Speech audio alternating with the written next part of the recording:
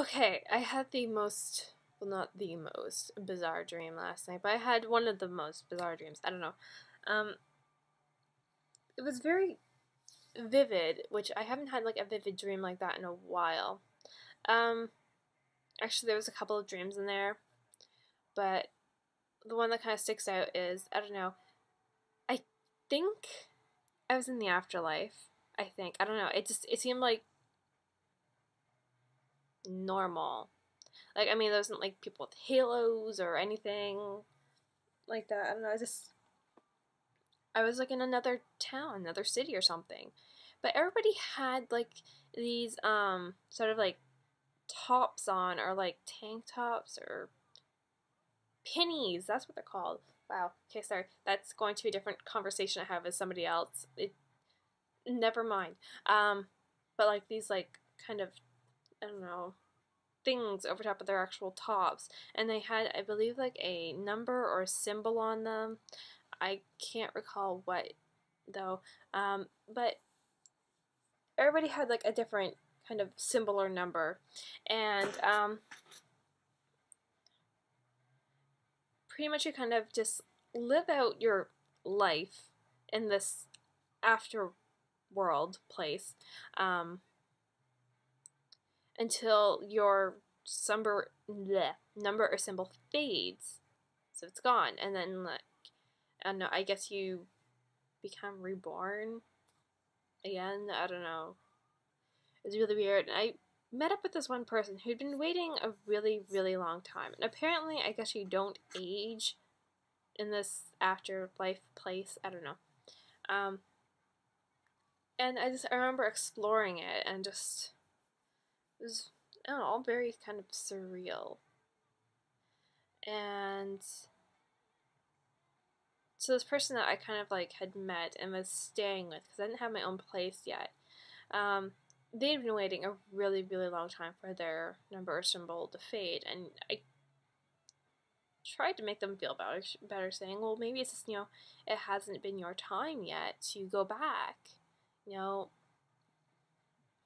I hate to say this, but maybe you just need to wait a little longer. Who knows?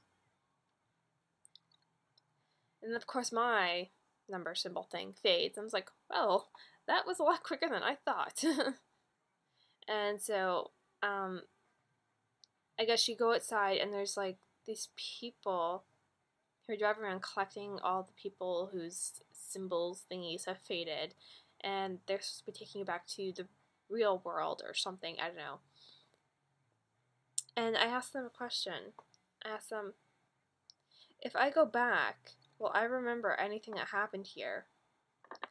And they had told me that most likely not. There's a slight possibility I could retain some memories of this place and of your past, of your previous life, but in all honesty, you're probably not going to remember any of it. I was like, do I have to go right now? Can I stay?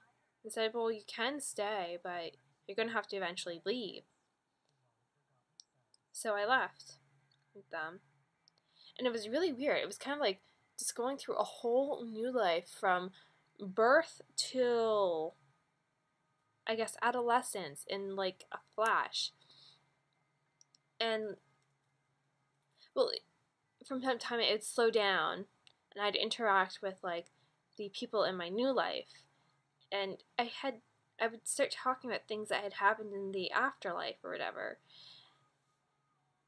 And I think they just kind of look at me funny. It's like, oh, she says the darndest things. And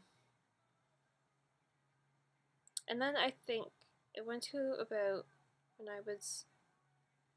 it stopped fast forwarding. I think I was either late teens or early 20s, and I was back in the afterlife. I don't know. I guess I must have died. How? I really have no clue.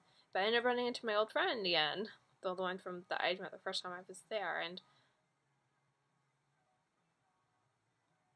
I was all excited. I was like, oh my god, like, I actually kind of remembered. It's like, oh, I remember this place now. Hey, I remember you. And my friend that I met before was still there waiting. I was like, oh, it hadn't happened yet.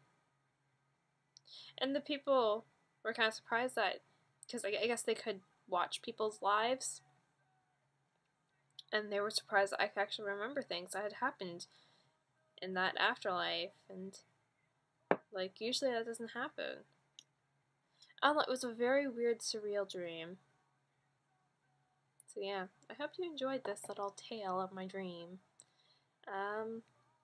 Toodles.